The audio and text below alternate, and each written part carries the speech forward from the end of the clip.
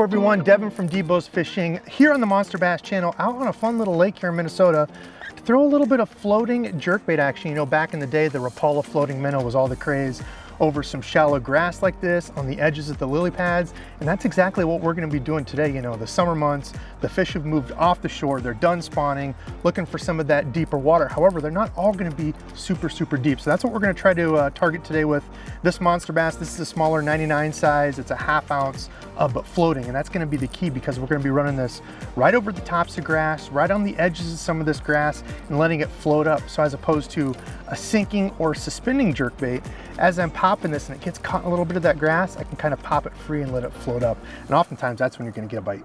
All right, cool. Well, that didn't take very long on the jerkbait. We thought might be able to find a few, like we said, on the edges of the grass and right over it. The little spot that we're in right here, this is right on the edge of the grass. And I saw that fish come out from that grass, from the side of those pads, and come out and eat it. And that's what we were hoping to find. All right, so I'm fishing this on a shorter rod with jerkbaits. From the boat, it's not as big of a deal, but you know, I do a lot of bank fishing. This is a 6'10". You know, from the bank, if you're trying to pop a rod tip down, you're gonna be in grass, you're gonna be in rocks, all that kind of stuff. With the boat, you can see I'm a little bit up off, so you can go with a 7 foot, 6'10", something like that, just a little bit shorter so you can work that bait, you know, as opposed to the soft stick bait.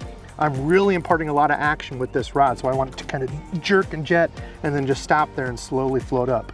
I'm using 12-pound fluorocarbon. If you wanted it to go down just a little bit deeper, you can go to a lighter line, so 10-pound or even 8-pound will get that bait to go down just a little bit deeper for you. And then for me, I like a 6 or 7 speed reel. Doesn't really matter because, again, I'm working the bait with the rod, not the reel. So it's whatever you're comfortable with.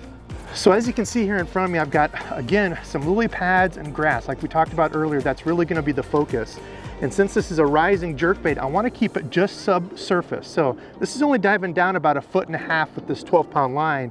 Could probably get it to go a little bit deeper, but this is working out perfect because then I'm not getting all the way down into that deeper grass that's out here off the edges of this. All right, so let's go over the cadence. For me, I like to throw 2 pops and then a pause, or pop, pop, and then a 3rd pop. So 2 pause with 1 at the end, or just 2 pops. And really I'm letting the fish dictate what they want. So sometimes, like I said, they'll want just those 2 and then kill it.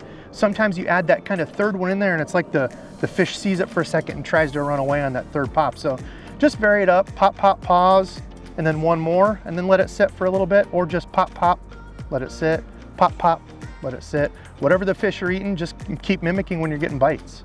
Throwing the old floating jerkbait. Nice cloudy day like today. The day's spot here, this little lake, it's pretty clear so they can see this jerkbait on the edges of these weeds. A decent little 1.5-pounder, we'll take those. All right, so we made a little bit of a move here. When we first started out, it was a little bit shallower. We thought we were gonna get some bites. Just didn't work out. I've got 12-pound fluorocarbon on here, so I wanted to keep it just where I could see on the edges of this grass, just where it was barely getting down to it and kind of stopping. Now, as I talked about before, you can vary the depth your jerkbait's gonna go just by changing the line. So if you're throwing a jerkbait out and you keep kind of getting caught stuck in that muck and stuff, you know, you're maybe 4 feet down, you can go to a higher line. You know, if you're throwing 10-pound, you can move up to 12 or 15-pound and keep that bait up above that grass. And that's really the key to this. These fish are on the corners of that grass, just sitting in the grass, and this is working perfect right here where we've got it going a couple feet down. Every few casts we're getting a bite, which is what we planned on. So keep that in mind. And another thing is, when I talked about fluorocarbon or mono are really what you need to go with on a jerkbait, because you're doing that jerking, popping, that lure's kind of loose. If you go with braid, it's just so, you know, supple and kind of moves around. It doesn't stick out in front of that bait very well, and you're gonna get snagged in the hooks a lot. So monofilament or fluorocarbon, you'll be a lot better off. All right, y'all, we're getting ready to get out of here, but the Slick Stick 99 has been the deal today. Throwing a floating, shallow diving jerkbait like this up against the grass, up against these pads, was exactly what the fish wanted. We even switched over to a little 5-inch stick bait, trying to dead stick that, but dog days of summer like this, high sky, no clouds, they didn't even want the stick bait, they wanted to react. And almost every single one of these bites was throwing it as close to those pads as I could, or back in those little indentations, getting it as far back in those pads and bringing it out.